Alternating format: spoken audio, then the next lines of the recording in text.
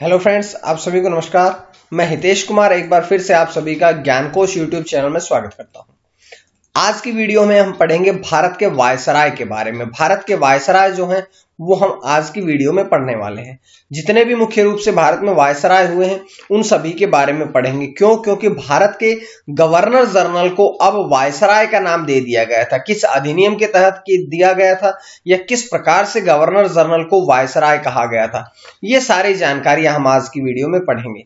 तो चलिए शुरू करते हैं आज की वीडियो को। वीडियो शुरू करने से पहले ज्ञानकोश यूट्यूब चैनल की प्लेलिस्ट बना दी गई है। अगर आपको कोई भी वीडियो ढूंढनी है तो अब आसानी से आप उन वीडियोस को ढूंढ सकते हैं। जैसे करंट अफेयर पढ़नी है, आपने टॉप करंट अफेयर पढ़नी है, सामान्य अध्ययन पढ़ना है, हिंदी, संस्कृत, बाल मनोविज्ञान, किसी भी टॉपिक की वीडियो अब आप आसानी से ढूंढ सकते हैं। तो अब हम चलते हैं आज की वीडियो की तरफ। आज है भारत के वायसराय के बारे में पढ़ेंगे।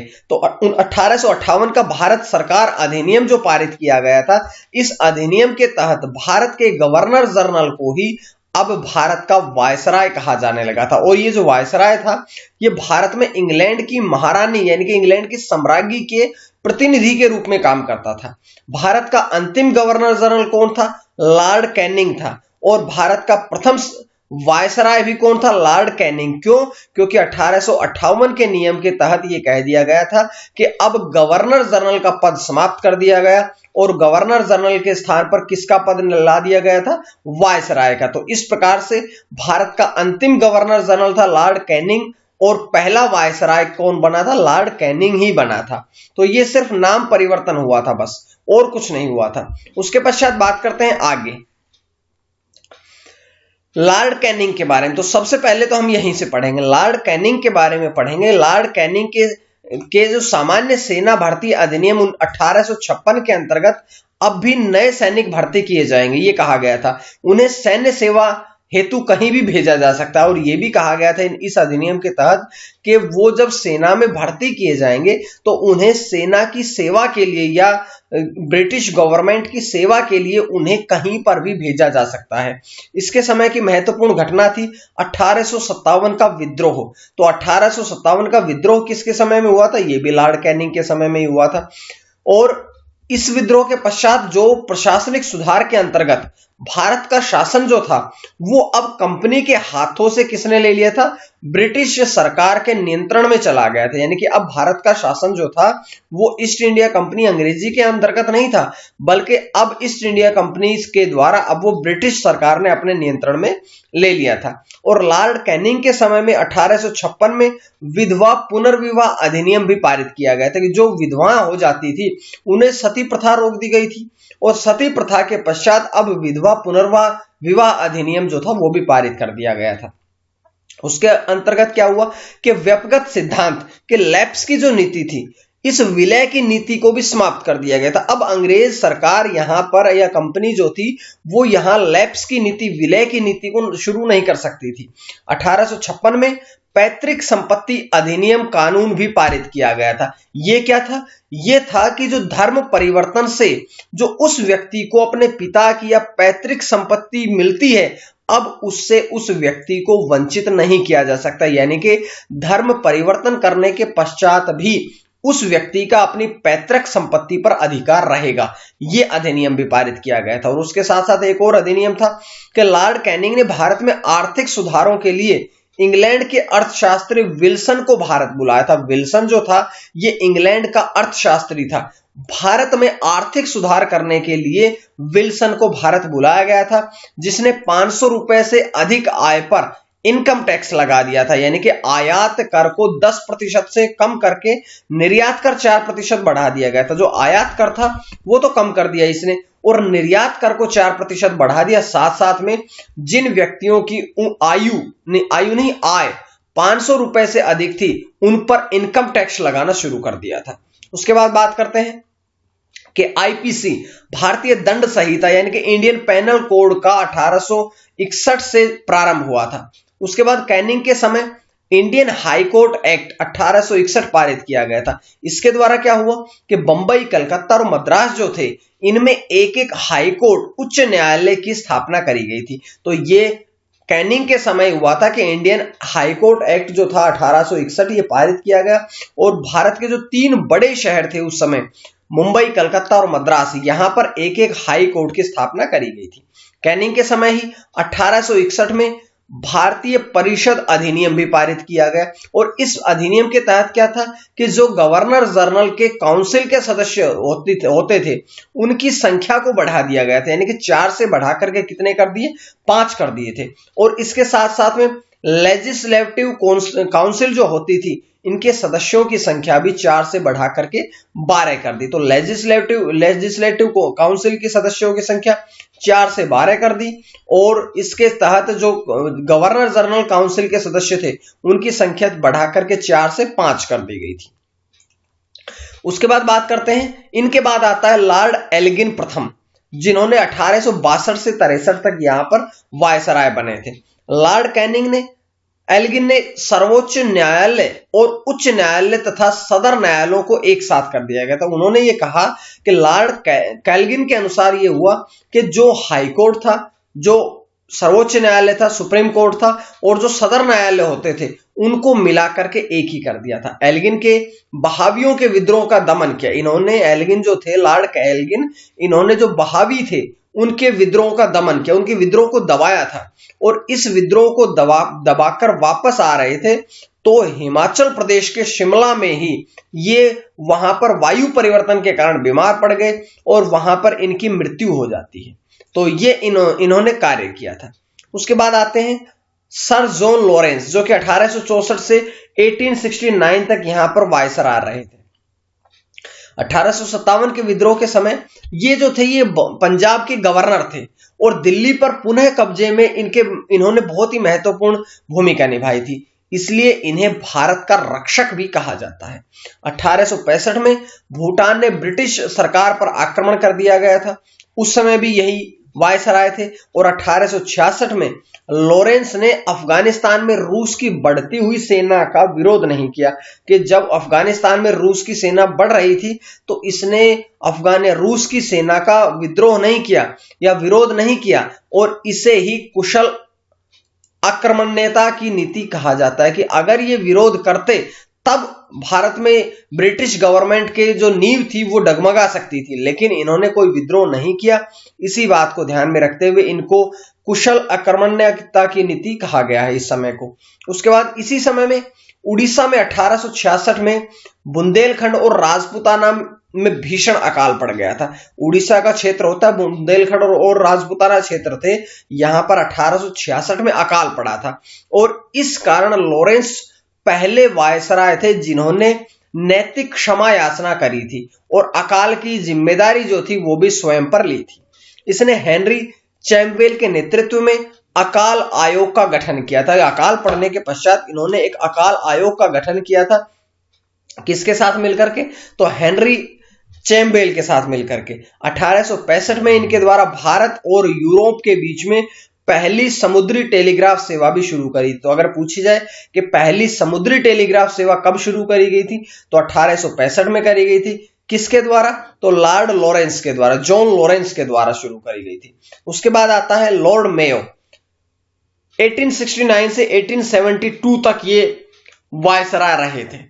लॉर्ड मेयो ने बजट घाटे को कम करने के लिए प्रशासनिक अधिकारियों के वेतन में कटौती करना शुरू कर दी कि जो भी प्रशासन में व्यक्ति होते थे, अधिकारी होते थे, उनका जो वेतन सैलरी दी जाती थी उसमें कुछ कटौती कर दी गई। क्यों? क्योंकि जो सरकार का जो बजट घाटा होता था इसको कम करने के लिए उन्होंने यह प्रयास किया था।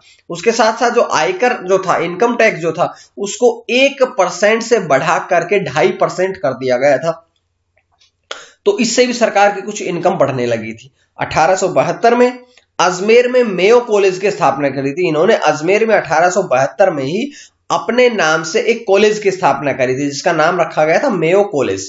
और इसका उद्देश्य क्या था कि जो देशी राजकुमार और राजकुमारियां इंग्लैंड नहीं जाते थे वो भारत में ही शिक्षा प्राप्त कर सकते थे। तो इस उद्देश्य से इन्होंने अजमेर में लॉर्ड मेयो कॉलेज की स्थापना करी थी। और जो देशीय लोगों को शिक्षित करना हमारा नैतिक कर्तव्य है, ऐसा इन्होंने कहा था। तो जो देशी राजकुमार और राजकुमारियां थी उनको अब इंग्लैंड न जाकर के यहीं पर शिक्षा दी जाने लगी। उसके बाद बात करते हैं कि मेयो ने भारत में आर्थिक विकेंद्रीकरण की नीति लागू करी थी। कौन सी नीति थी? ये आर्थिक विकेंद्रीकरण की नीति थी। उसके बाद था कि मेयो ने 1872 में एक कृषि विभाग की स्थापना करी थी और इसी काल में पंजाब में कूका विद्रोह भी हुआ था। पंजाब में कौन सा विद्रोह हुआ? कूका विद्रोह हुआ था। मेयो ने 1872 में भारत की पहली जनगणना प्रारंभ करवाई थी। तो देखो यहां से दो प्रश्न बनते हैं कि भारत की पहली जनगणना कब शुरू हुई थी? तो 1872 में हुई थी। किसके समय हुई थी? लॉर्ड मेयो के समय में हुई थी। लेकिन आपसे प्रश्न यह भी पूछा जाता है कि भारत की पहली नियमित जनगणना कब शुरू हुई थी? तो 1881 में हुई थी। मेयो के समय में पहली जनगणना 1872 में और 1881 में पहली नियमित जनगणना हुई थी। इसके समय लॉर्ड मेयो की शेर खान नामक बहावी ने अंडमान निकोबार द्वीप समूह जो कि पोर्ट ब्लेयर में है वहां पर छुरा भोंककर हत्या कर दी थी। तो पोर्ट ब्लेयर में लॉर्ड मेयो की हत्या कर दी थी एक शेर खान नाम के एक बहावी था जिन्होंने पोर्ट ब्लेयर में छुरा घोंपकर कर दी थी। उसके बाद बात करते हैं, इनकी मृत्यु हो गई और आगे नए वायसराय आते हैं लॉर्ड नॉर्थ ब्रुक जो कि 1872 से 76 तक रहे थे। इनके समय में बंगाल और बिहार में 1874 में अकाल पड़ा।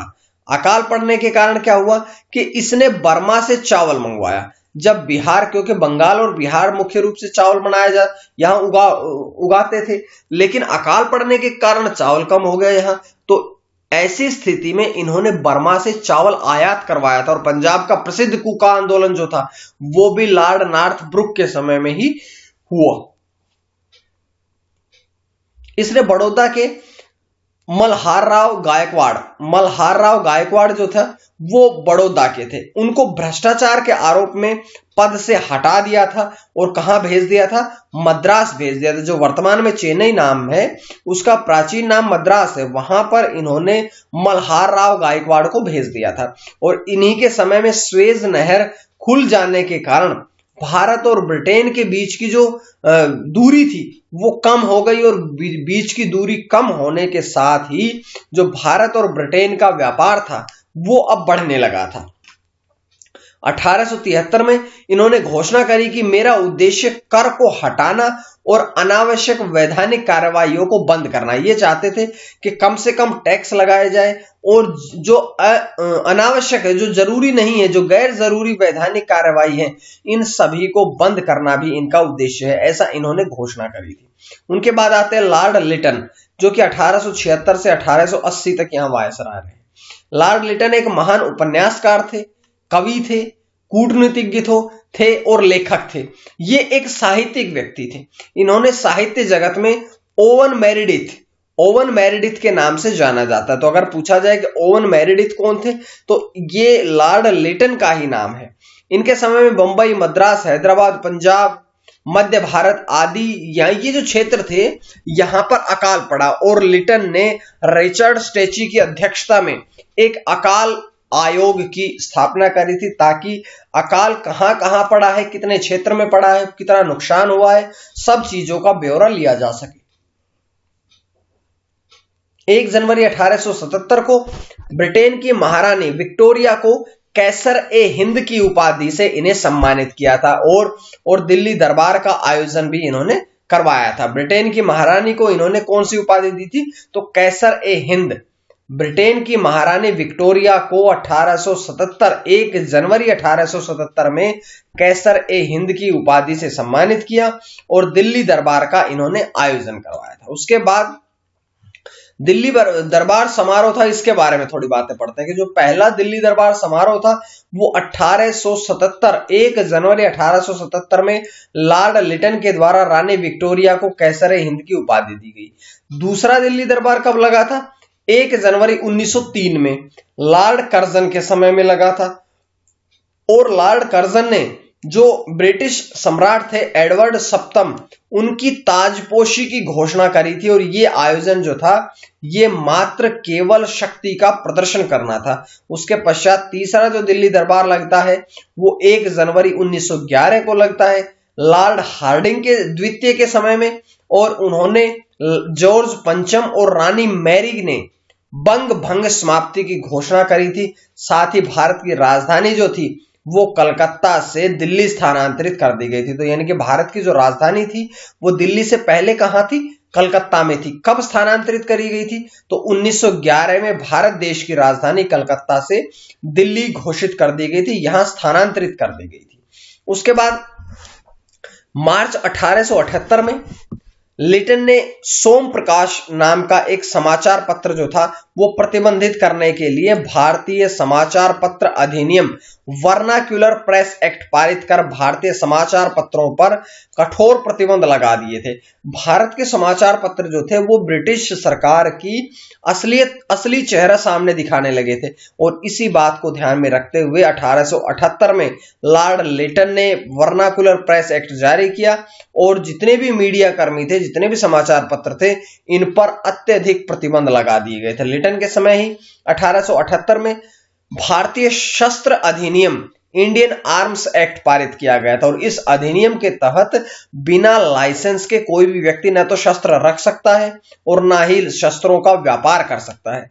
बहुत से नियम, बहुत से अधिनियम इन्होंने पारित कर दिए गए थे और लॉर्ड लिटन ने सिविल सेवा परीक्षाओं में प्रवेश करने की जो अधिकतम उम्र थी वो 21 वर्ष से घटा करके मात्र 19 वर्ष कर दी गई थी। तो ये इन्होंने सिविल सेवा परीक्षाओं की जो आयु थी वो 2 वर्ष कम कर दी थी। उसके पश्चात बात करते हैं द्वितीय आंग्ल अफगान युद्ध, जो कि 1878 से 80 तक चला। ये आरंभ हुआ था। युद्ध के अंत में क्या हुआ कि जो गंडमक की संधि हुई और गंडमक की संधि के साथ ही आंग्ल अफगान युद्ध जो था वो समाप्त हो गया था। लिटन एक प्रतिक्रियावादी वायसराय था। उसकी नीतियों ने भारत की जनता में राष्ट्रीय भावना को जागृत कर दिया गया था।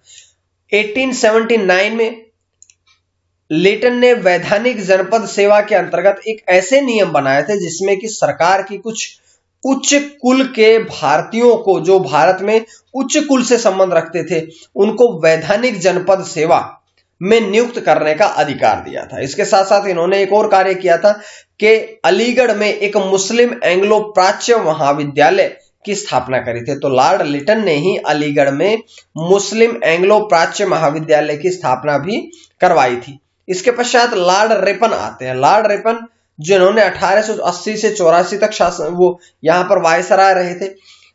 इसके सुधार कार्यों में जो सबसे महत्वपूर्ण था वो था स्थानीय स्वशासन, लोकल सेल्फ गवर्नमेंट। स्थानीय स्वशासन जो था वो इनके सबसे ज्यादा सुधारों में गिना जाता है। इसने सिविल सेवा में प्रवेश करने की उम्र दोबारा से 19 से कितनी कर दी? 21 वर्ष कर दी। इसके समय में ही भारत में सन 1881 में सबसे पहले नियमित जनगणना करवाई गई थी। तो मैंने पहले बताया था कि भारत में नियमित जनगणना कब हुई थी? तो लॉर्ड रिपन के समय में 1881 में हुई थी। लेकिन अगर पूछा जाए कि भारत की पहली जनगणना तो 1872 में, लेकिन पहली नियमित जनगणना तो 1881 में हुई थी। तब से लेकर अब तक प्रत्येक 10 वर्ष के अंतराल में जनगणना की जाती है। ये आप लोग देखते होंगे कि हर साल, हर वर्ष, 10 सालों के पश्चात भारत में जनगणना करवाई जाती है, जो कि अभी तक चली आ रही है। उसके बाद क्या करवाया था इन्होंने कि भारतीय मजदूरों की स्थिति में सुधार करने के लिए पहला कारखाना अधिनियम 1881 पारित किया था। इसके अंतर्गत क्या था कि 12 वर्ष कम उम्र के जितने भी बच्चे थे उनको काम करने के लिए कुछ घंटे निर्धारित कर दिए थे। ऐसा नहीं था कि पूरे दिन वो काम करें, बल्कि उनके काम करने के कुछ घंटे निर्धारित कर दिए गए थे। लॉर्ड रिपन के द्वारा ही क्या करवाया गया था कि शैक्षिक सुधारों के अंतर्गत 1882 में हंटर कमीशन का गठन किया गया था। सर विलियम हंटर को इसका अध्यक्ष बना दिया गया। तो 1882 में पारित किया, कमीशन का गठन किया, लेकिन इसका पहला जो अध्यक्ष बनाया वो किसे बनाया था? सर विलियम हंटर को। इसमें प्राइमरी और माध्यमिक शिक्षा पर विशेष बल दिया गया था। तो वहीं से हंटर कमीशन जो था वो चला आया। उसके पश्चात अपने सुधार कार्यों के अंतर्गत रिपन ने सबसे पहले समाचार पत्रों की स्वतंत्रता को बहाल कर दिया, अर्थात जो प्रेस पर प्रतिबंध लगाए थे वर्नाक्यूलर एक्ट के द्वारा, अब इन्होंने लॉर्ड रिपन ने वो बहाल कर दिए, यानी कि वो सारे प्रतिबंध हटा दिए और 1882 में वर्नाक्यूलर प्रेस एक्ट को समाप्त कर दिया था। इसके द्वारा जितने भी प्रेस मीडिया वाले थे, अखबार वाले थे, समाचार पत्र वाले थे, अब वो लिखने के लिए स्वतंत्र हो गए थे और इसके समय में यूरोपियों के विरुद्ध भारतीय न्यायाधीशों द्वारा मुकदमे की सुनवाई के लिए इल्बर्ट विधेयक 1883 प्रस्तुत किया गया था। यूरोपियों के प्रबल विरोध के कारण इसे वापस लेना पड़ा, क्योंकि यूरोपीय लोग थे, उन्होंने विरोध किया इसका, जिसके पश्चात ये वापस लेना पड़ा। अंग्रेजों के द्वारा इस विधेयक के विरोध में विद्रोह को श्वेत विद्रोह का नाम दिया था। श्वेत विद्रोह के नाम से उन्होंने विद्रोह किया, जिसके बाद इसे समाप्त कर दिया गया था। इल्बर्ट विधेयक में बाद में संशोधन कर दिया गया था और यह व्यवस्था कर दी गई थी कि भारतीय न्यायाधीश यूरोपियन न्यायाधीश के सहयोग से मुकदमे का निर्णय ले सकेंगे, लेकिन अकेले भारतीय जो न्यायाधीश थे वो मुकदमे का निर्णय नहीं ले सकेंगे। उसके बाद फ्लोरेंस नाइटिंगेल ने रिपन को भारत का उद्धारक कहा है। उद्धारक क्यों कहा है? क्योंकि भारत में जो सबसे ज्यादा सुधार कार्य किए थे वो लॉर्ड रिपन ने ही किए थे। और फ्लोरेंस नाइटिंगेल ने कहा कि ये जो व्यक्ति है, जो लॉर्ड रिपन जो है, इसने भारत का उद्धार किया है, इसलिए भारत का उद्धारक जो है वो भी लॉर्ड रिपन है। भारतीय लोग रिपन को सज्जन रिपन के रूप में याद करते हैं। यानी कि सज्जन रिपन क्यों? क्योंकि भाई इन्होंने कार्य ऐसे किए थे कि यहाँ के लोगों को भी अपने कार्य, अपने समाज सुधारक कार्यों से प्रभावित किया था, और इसीलिए भारत के लोग इन्हें सज्जन रिपन के नाम से जानते हैं। रिपन के शासनकाल में भारत का स्वर्ण युग का आरंभ हुआ था। क्यों? क्योंकि इन्होंने सुधार कार्य किए थे, जिससे कि भारतीय लोगों का स्वर्ण काल शुरू हो गया था। उसके बाद आते हैं लॉर्ड डफरिन, 1884 से 1888। इसके समय में तीसरा आंग्ल बर्मा युद्ध हुआ था 1885 से 1888, और बर्मा को अंतिम रूप से अंग्रेजी राज्य में मिला लिया गया था। तीसरा आंग्ल बर्मा युद्ध हुआ और इसके बाद जो बर्मा है उसको भी अंग्रेजी शासन में, अंग्रेजी राज्य में मिला लिया गया था। एक बहुत महत्वपूर्ण बात हुई थी कि इन्हीं के समय में A.O. ह्यूम ने 1885 में भारतीय राष्ट्रीय कांग्रेस की स्थापना की थी। कि जो भारतीय राष्ट्रीय इंडियन नेशनल कांग्रेस जो है, इसकी स्थापना किसने करी थी?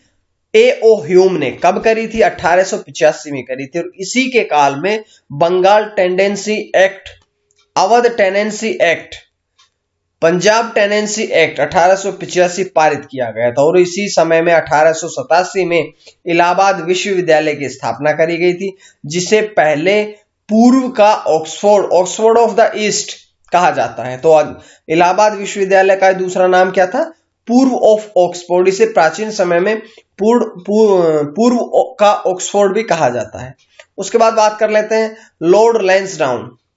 लॉर्ड लैंसडाउन जो थे, उन्होंने 88 से 94 तक यहां पर वायसराय का कार्य किया था। उनके शासनकाल में क्या हुआ कि सर ड्यूरेंड, भारत का विदेश सचिव, उनको कहां भेजा था? अफगानिस्तान भेज दिया था, जिसके प्रयास से भारत और अफगानिस्तान के बीच में एक सीमा निर्धारित कर दी गई थी, एक लाइन, एक रेखा निर्धारित कर दी थी, जिसका नाम क्या रखा गया था? डूरांड लाइन। तो यह भी पूछा जाता है कि डूरांड लाइन जो है वो किन किन के बीच में आती है, किन किन देशों को अलग करती है? तो भारत और ये अफगानिस्तान के बीच में अलग अलग करती थी उस समय। लैंसडाउन के समय 1891 में दूसरा फैक्ट्री एक्ट लाया गया था। इसमें क्या हुआ कि जो महिलाएं थी उनको 11 घंटे प्रतिदिन से अधिक काम नहीं कराया जा सकता था। यानी कि 11 घंटे से अधिक काम करने पर कंपनी पर, कारखानों पर प्रतिबंध लगाने का नियम पारित किया गया था। 1892 में इंडियन काउंसिल एक्ट पास किया गया था, और इस एक्ट के अंतर्गत क्या हुआ कि जो केंद्रीय और प्रांतीय काउंसिल थी, इनमें भारतीयों की संख्या में वृद्धि कर दी गई, और इसके साथ ही काउंसिल के सदस्यों को अब बजट बहस पर भी करने का अधिकार दे दिया गया था, ताकि वो भारत के बजट पर थोड़ा डिस्कस कर सके, तालमेल बैठा सके, बजट पर बहस कर सके। ये सब कार्य करने के लिए ये काम किया गया था। उसके बाद इंडियन काउंसिल एक्ट द्वारा अप्रत्यक्ष निर्वाचन प्रणाली जो थी वो अपनाई गई थी, और लैंसडाउन के समय में प्रिंस ऑफ वेल्स जो थे वो भारत आए थे, और ये उनकी दूसरी भारत यात्रा थी। 1891 में विवाह संबंधी आयु अधिनियम पारित किया गया था, जिसमें लड़की की न्यूनतम उम्र कितनी कर दी गई थी? 12 वर्ष के 12 वर्ष से कम की लड़की की शादी करना प्रतिबंधित कर दिया गया था। ये विवाह संबंधी आयु अधिनियम पारित किया गया था। उसके बाद आते हैं लॉर्ड एल्गिन द्वितीय। लॉर्ड एल्गिन द्वितीय 94 से 99 तक यहां वायसराय रहे। उन्होंने भारतीय सेना को एकत्रित करके तीनों सेना अध्यक्षों के स्थान पर एक सेना अध्यक्ष की नियुक्ति कर दी। जो भारत की एयर सेना थी, जो भारत की थल सेना थी, जो भारत की वायु सेना, थल सेना और जल सेना, तीनों के सेना अध्यक्षों को जोड़ करके एक सेना अध्यक्ष की नियुक्ति कर दी थी। वर्तमान में आप देखते होंगे कि तीनों अध्यक्ष अलग अलग है, लेकिन चीफ ऑफ डिफेंस स्टाफ की नियुक्ति कर दी गई है कि तीनों सेनाओं के बीच में उसका कार्य है तालमेल बैठाना। और 4 प्रांत कौन कौन से? बंगाल, बंबई, उत्तर प्रदेश, मद्रास, यहां एक एक उप सेनापति भी बना दिए गए थे। 1896 में बंकिम चंद्र चटर्जी, 1896 में बंकिम चंद्र चटर्जी द्वारा जो लिखा गया था राष्ट्रीय गान वंदे मातरम, इसको 96 से 47 तक कांग्रेस अधिवेशन में गाया जाता था। और इनके समय में तिलक ने 1893 ईस्वी में गणेश उत्सव का और 1895 में शिवाजी उत्सव को मनाया था, जिनका उद्देश्य क्या था कि जो क्रांतिकारी लोग हैं उनको जागृत करना, ताकि देश में अंग्रेजों को भगाया जा सके। और इन्हीं के समय में क्रांतिकारियों का पहला समाचार पत्र काल निकला था। काल जो था वो क्रांतिकारियों द्वारा निकाला गया पहला भारत का समाचार पत्र था, जिसका अगर पूछा जाए संपादन किसने किया था तो ब्रह्मदेव उपाध्याय जो थे, उन्होंने भारत में पहले क्रांतिकारी अखबार का संपादन किया था। लॉर्ड एल्गिन द्वितीय के समय में ही भारत के बारे में कहा गया कि भारत को तलवार के बल पर जीता गया है और तलवार के बल पर ही इसकी रक्षा की जाएगी। 1897 में बंबई में प्लेग फैल गया और चापेकर बंधुओं ने प्लेग कमीशन में रैंड और एमहर्स्ट की हत्या कर दी थी। प्लेग कमिश्नर थे जिनकी हत्या किन्होंने कर दी थी, ये चापेकर भाइयों ने इनकी हत्या कर दी थी प्लेग के दौरान ही। तो ये कुछ इंपॉर्टेंट बातें थी जो मैं आज की वीडियो में लेके आया हूं वायसराय के बारे में। अभी वीडियो समाप्त नहीं हुई, बल्कि अगली वीडियो में भी हम वायसराय के बारे में पढ़ेंगे। तो आज हमारे लिए जुड़ने के लिए आप सभी का बहुत बहुत धन्यवाद। ये जितना भी मैंने बताया है ये पूजा पब्लिकेशन की IAS PCS बुक स्पेशलिस्ट से मैंने बताया है। अगर आपको PDF या बुक्स या कोई भी जानकारी चाहिए तो इस बुक के लिए नंबर लिखे हैं, आप लोग यहाँ फोन, मैसेज, व्हाट्सएप करके आप जानकारी प्राप्त कर सकते हैं। देखिएगा, प्राचीन भारत खत्म, मध्यकालीन भारत खत्म और आधुनिक भारत में भी वायसराय का एक टॉपिक बचा है। इसके बाद स्वतंत्रता आंदोलन चलेंगे और भारतीय स्वतंत्रता संघर्ष के महत्वपूर्ण तथ्य चलेंगे। तो आज के लिए इतना ही। अगर आपको वीडियो पसंद आई तो आप लोग ज्ञानकोश यूट्यूब चैनल को सब्सक्राइब कर लीजिएगा, ताकि आपको डेली वीडियोस मिलती रहें। इसके साथ साथ ज्ञानकोश फेसबुक पेज से जुड़े, ताकि आपको नोट्स और PDF मिलते रहें। साथ साथ में ज्ञानकोश टेलीग्राम चैनल को भी ज्वाइन कर लें, ताकि आपको सारे PDF नोट्स आसानी से मिल सके। आज के लिए इतना ही। मां सरस्वती की कृपा आप सभी पर बनी रहे। आप सभी का बहुत बहुत धन्यवाद।